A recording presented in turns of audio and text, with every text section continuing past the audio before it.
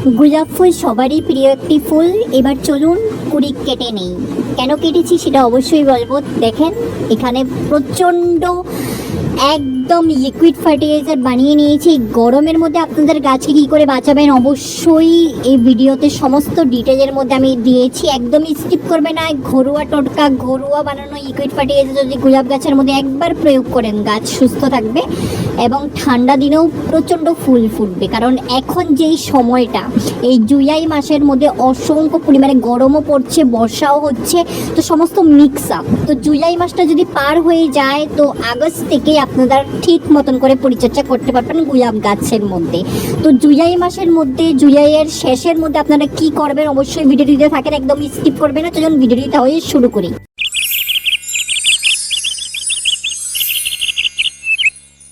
নমস্কার বন্ধুরা, কেমন আছেন সবাই? মিকি মিনিস গার্ডেন্সের মধ্যে আপনাদের সকলকে স্বাগত জানাচ্ছি।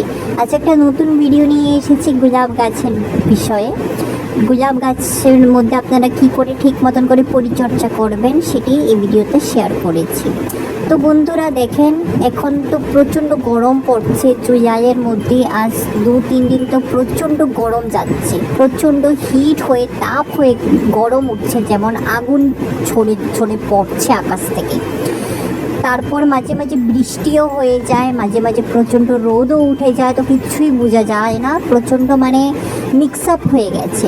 তো এমন সিজনের মধ্যে আপনারা গোলাপ গাছের মধ্যে কি এমন করবেন, ঠিক মতন করে কি পরিচর্যা করবেন? কারণ এই সিজনটি, এই টাইমটি অনেকের কাছে হয়তো গাছ থাকে, গাছটি হয়তো ওরা বাঁচিয়ে রাখতে পারে না, গাছ শুকিয়ে যায়, গাছ মারা যায়, গাছ প্রচণ্ড প্রচণ্ড ফাঙ্গাস অ্যাটাক হয়, বিভিন্ন রোগ এই সিজনের মধ্যে হয়। কারণ গোলাপের সবচেয়ে পারফেক্ট টাইম হলো উইন্টার সিজন, ঠান্ডার দিন। তো এই গ্রীষ্মকালের মধ্যে, গরমকালের মধ্যে গোলাপ গাছ থাকে ডরমেন্সি পিরিয়ডে। গোলাপ গাছের পাতাও একটা হয় না, পাতাও যদি হয় তো সেই পাতাও বড় হয় না, কুড়িও ভালো করে ফোটে না, ছোট ছোট ফুল ফোটে, প্রচণ্ড ফাঙ্গাস অ্যাটাকও হয়, বিছা মাকড়ে খেয়েও নেয় পাতা, তারপর কুড়িও কালো হয়ে যায়। তো সমস্ত কিছু রোগ এই গ্রীষ্মকালের মধ্যেই হয়, কারণ এটি ডরমেন্সি পিরিয়ড। এই গরমের মধ্যে গাছ ঠিক মতন করে যদি পরিচর্যা না করা হয় তো গাছ টিকিয়ে রাখা অসম্ভব। তো এখানে দেখতেই পাচ্ছেন আমার কাছে গোলাপ গাছ আছে, তো আমি তো প্রচণ্ড টেনশনে পড়ে গেছি যে কি করব, কেমন করে গাছগুলোকে বাঁচাবো। তো এখানে দেখেন প্রচণ্ড ফুলও ফুটেছে। তো এখন ফুল ফুটা দেখিয়ে চলবে না, এখন মনের মধ্যে পাথর রেখে, কষ্ট রেখে আমাদেরকে কিছু কিছু কাজ করতে হবে। যখনই আপনাদের গাছের মধ্যে এরকম ফুল ফুটে থাকবে সেই ফুল ফুটাগুলোকে আপনারা কেটে নেবেন, কারণ এটি হলো ডরমেন্সি পিরিয়ড, এটি গ্রোথের টাইম একদমই নয় গোলাপ গাছের জন্য। যদি আপনাদের গাছকে সুস্থ রাখতে চান, ঠান্ডার সিজনে যদি গাছকে ভালো রাখতে চান, ফুল ফুটাতে চান বেশি বেশি করে, ওদের গোলাপের টাইমের মধ্যে, গোলাপের টাইম হলো সেই স্টার্ট হয় অক্টোবর নভেম্বর থেকে প্রায় জানুয়ারি ফেব্রুয়ারি অবধি থাকে। তো সেই টাইমে যদি গাছকে টিকিয়ে রাখতে চান অবশ্যই ফুলগুলোকে কেটে রাখবেন, কারণ এনার্জি প্রচণ্ড স্টোর করে নেয় ফুল বড় করতে গাছের মধ্যে। গাছের পাতা যত বড় হয় না আর এগুলো ফুল বড় হতে থাকে। তো আপনারা যে কোনো জিনিসই দেন না কেন গাছের মধ্যে, গাছের পুরো শক্তি দিয়ে দেবে সেই ফুলের কুড়িটাকে বড় করতে, ফুলটাকে বড় হতে। আর এদিকে তো ব্রাঞ্চেস এমটি হয়ে থাকবে, পাতা জোতা তো হবেই না। অনেকে করে যে গরমের মধ্যে ওরা প্রুনিং করে দেয়, সফট প্রুনিং, হার্ড প্রুনিং। তো আমি বলবো একদমই প্রুনিং করবেন না, কারণ যদি আপনারা গাছটাকে প্রুনিং করে দেন তো আশাই রাখবেন না যে এই গাছটির থেকে পাতা বের হোক, কারণ এটি আমার সঙ্গে অলমোস্ট হয়ে গেছে। আমি গরমের মধ্যে আমি প্রায় এপ্রিল মেতে প্রুনিং করেছি, তো সেই গাছ এখনও থেমেই আছে, কোনো পাতা জোতা কিছুই হচ্ছে না, ডরমেন্সিতে একদম ঢুকে আছে। তো এই জিনিসটি আমাদেরকে লক্ষ্য রাখতে হবে। তো এখন আমি ভালো করে ফুলগুলোকে কাটছি, দেখেন শুকিয়েও থেকে যায় অনেক ডাঁটাগুলো ফুল হয়ে যাওয়ার পর, তো সেগুলোকেও কাটতে হয়, কারণ গাছটিকে গ্রোথ করতে গাছটি প্রচণ্ড মানে এনার্জি দিয়ে দেয় ওগুলোর মধ্যে। তো এখন দেখেন প্রায় 12:30 1টা নাগাদ বাজে, তো এই টাইমটি, এই 12টার পর রোদ তো প্রচণ্ড কড়া রোদ। তো এই রোদটি যদি গাছের মধ্যে পড়ে, গাছের শেকড় পুড়ে যাওয়ার সংখ্যা বেশি থাকে, গাছের মাটি হিট হয়ে যায়। যাদের গাছ টাবের মধ্যে, গ্রো ব্যাগের মধ্যে, ওরা একটি জিনিস অবশ্যই করবেন, গাছগুলোকে প্রোটেকশন দিয়ে রাখবেন। কারণ 11টা 12টার পরে রোদ, আফটারনুন রোদটাকে গাছের মধ্যে একদমই পড়তে দেবেন না, এটা অনেকটাই খারাপ গাছের জন্য। তো এখানে দেখেন বিভিন্ন রঙের ফুলও ফুটেছে, কুড়িও এসেছে। তো আমি ফুলগুলোকে কাটছি আর মনে মনে ভাবছি যে কাটতে তো হবেই, কারণ গাছকে সুস্থ রাখার জন্য। তো এখানে দেখেন আমার এখানে ওদিক থেকে রোদটা আসে, তার জন্য আমি এখানে গ্রিন নেট ব্যবহার করেছি। তো গরমের মধ্যে গাছগুলোকে অবশ্যই গ্রিন নেটের মধ্যে রাখতে হবে, বা আপনারা কোনো ছায়া জায়গাতে রেখে দেবেন। সকালে রোদটা রাখতে দেবেন, সকালে রোদ্রটা গাছের মধ্যে পড়তে দেবেন 2 ঘন্টা 3 ঘন্টার জন্য। তারপর গাছগুলোকে ছায়ার মধ্যে রেখে দেবেন। যাদের জায়গা নেই, ছাদের মধ্যে আছে গাছ, ওরা অবশ্যই এরকম গ্রিন নেটের ব্যবহার করবেন।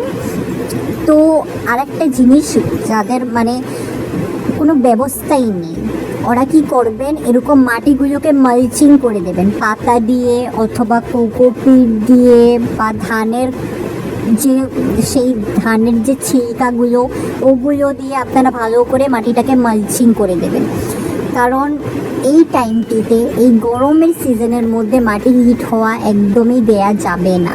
কারণ গাছকে বাঁচাতে চাইয়ে, গাছকে সুস্থ রাখতে চাইয়ে এই একটি জিনিস সবচেয়ে গুরুত্বপূর্ণ জিনিস, গাছের শেকড়কে আঘাত দেওয়া যাবে না। আর অনেকে ভাবে যে এই সিজনের মধ্যে আমরা কি রিপোর্টিং করতে পারবো, একদমই নয়। আপনাদের গাছকে একদম মাটির গুঁড়োও কুড়োবেন না, সেটা আমি অবশ্যই আপনাকে বলবো। গাছকে একদম শিফট করার কথা একদমই ভাববেন না, কারণ গাছকে প্রুনিং করার টাইম হলো অগস্টে, আর শিফটিংয়ের টাইম হলো অক্টোবর নভেম্বর মান্থে। যখন এই গাছের টাইম আসে তখন গাছটিকে শিফটিং করাতে হয়। তারপর গাছটির মধ্যে এরকম পাতা আপনারা লক্ষ্য করেন যে হলুদ হয়ে যায়, স্পট পড়ে যায়, ফাঙ্গাস অ্যাটাক হয়ে যায়। তো এরকম অতিরিক্ত হয়ে পাতাগুলোকে ছিঁড়ে নেবেন।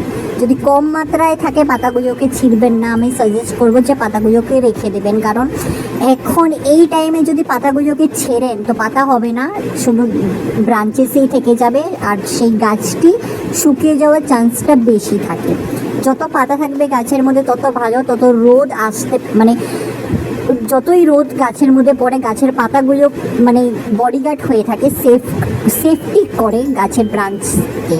যেরকম একটি গাছের মধ্যে যদি অসংখ্য পরিমাণে পাতা থাকে তো রোদ সেই ব্রাঞ্চেসের মধ্যে যেতে পারে না, সেই পাতাই কভার ঢেকে দেয়। তো এখানে বন্ধুরা দেখেন ফুল তো ফুটেছে, এগুলোকে আবার কেটে নিচ্ছি। যখনই আমি দেখছি যেরকম ফুল ফুটে গেছে সেগুলোকে আমি তখনই ঝটফট করে আমি কেটে নিচ্ছি।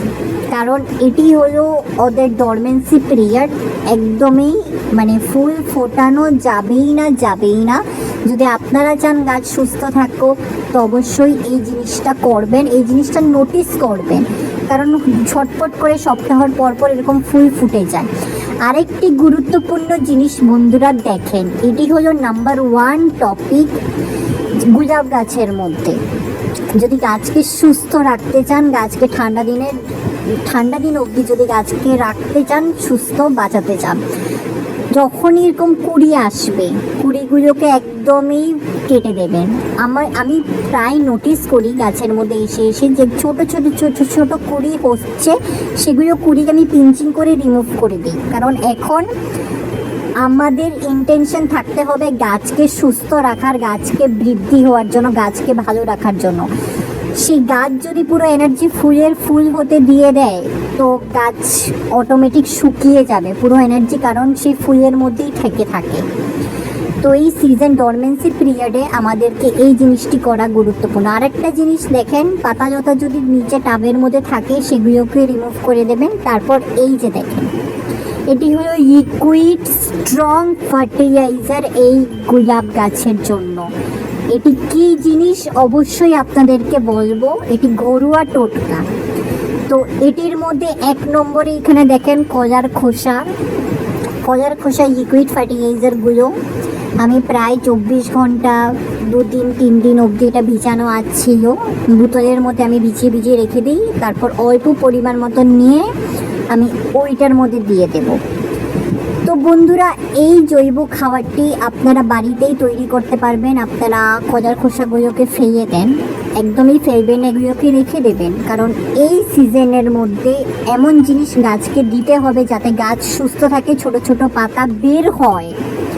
যদি গাছের মধ্যে পাতাই বের হয় না, তাহলে তো গাছ শুকিয়ে যাওয়ার চান্সেস বেশি থাকে। এই ডরমেন্সি পিরিয়ডে মানে ফার্টিলাইজারগুলো খুব কমেই কাজ করে। তো আজকে এই যে ফার্টিলাইজারটা আমি যেটা বানিয়েছি, এটা ডরমেন্সি পিরিয়ডে 100% কাজ করবে। এটি প্রচণ্ড পাওয়ারফুল ফার্টিলাইজার, গাছের কোনো ক্ষতি হবে না, একদম অর্গ্যানিক ফার্টিলাইজার।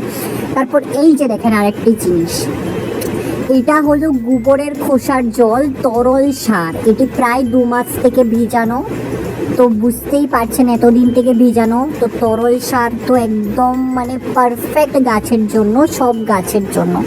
তো এই তরল সারটাও অল্প দিয়ে দিচ্ছি এই লিকুইডটার মধ্যে। তারপর আরও কিছু জিনিস অ্যাড করব, এমন নয় শুধু কলার খোসা তরল সার দিয়ে কাজ হয়ে যাবে, একদমই নয়। আরও গুরুত্বপূর্ণ জিনিস আছে, দেখেন এই যে এটি হয়তো আপনারা ভাবছেন এটি শুধু জল, এটি একদমই জল নয়, এটির মধ্যে ইপসাম সল্ট মিশানো ছিল। ইপসাম সল্ট আমি এখানে প্রায় 3 চামচ ব্যবহার করেছি এই জলটির মধ্যে। এখন এগুলো ওই লিকুইডটির মধ্যে দিয়ে দেব কিছু অংশ। তো বন্ধুরা, যদি আপনাদের কাছে ইপসাম সল্ট নেই, আপনারা কি করতে পারেন সেটাও আমি অবশ্যই আপনাদেরকে বলবো। আপনারা ইপসাম সল্টের জায়গায় আপনারা চা পাতার খোসাগুলোকে লিকুইডের মধ্যে ভিজিয়ে রেখে দেবেন, সেই লিকুইডটা আপনারা দেবেন এটির মধ্যে, যদি আপনাদের কাছে ইপসাম সল্ট নেই। তো বন্ধুরা, ঠিক মতন করে পরিচর্যা করবেন, অবশ্যই গাছ বেঁচে থাকবে। কারণ এখন এই টাইমের মধ্যে অনেক ইউটিউবার তারা গোলাপ গাছের পরিচর্যা খুব কমেই দেয়, কারণ ওদের গাছকে বাঁচাতে ওরা প্রত্যেকটা ফোকাস করে নেয়। তো এখানে দেখেন আরেকটি জিনিস দিচ্ছি, কি হলো গুরুত্বপূর্ণ জিনিস, গাছকে ইমিউনিটি প্রোভাইড করে এবং গাছের পাতাগুলোকে সবুজ রাখে এবং নতুন নতুন পাতা হতেও সাহায্য করে। এটি হলো অ্যালোভেরার লিকুইড ফার্টিলাইজার।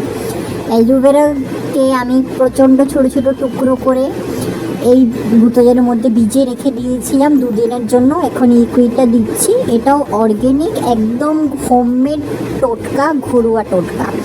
তো বন্ধুরা, আমি আমার ভিডিওতে সমস্ত ঘরোয়া জিনিসেরই ব্যবহার করে থাকি, একদম মার্কেট থেকে এত একটা জিনিস ব্যবহার করি না, কারণ আমার বানানো ঘরোয়া জিনিস বাজার থেকেও বাজারে ফার্টিলাইজার থেকেও ভীষণ পরিমাণে বেশি কাজ করে।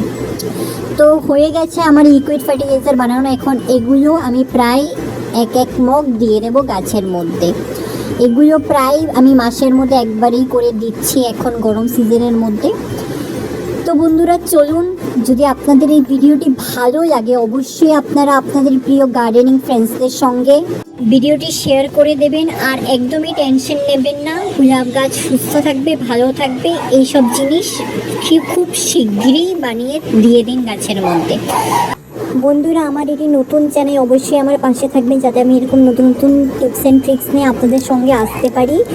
তো অল্প সাপোর্ট করবেন। যদি আপনাদের এই ভিডিওটি ভালো লেগে থাকে তো অবশ্যই লাইক শেয়ার কমেন্ট করে দেবেন, আর অবশ্যই আমার চ্যানেলটিকে সাবস্ক্রাইব করে দেবেন। পরবর্তী একটা নতুন ভিডিও নিয়ে আবার আসছি। ধন্যবাদ।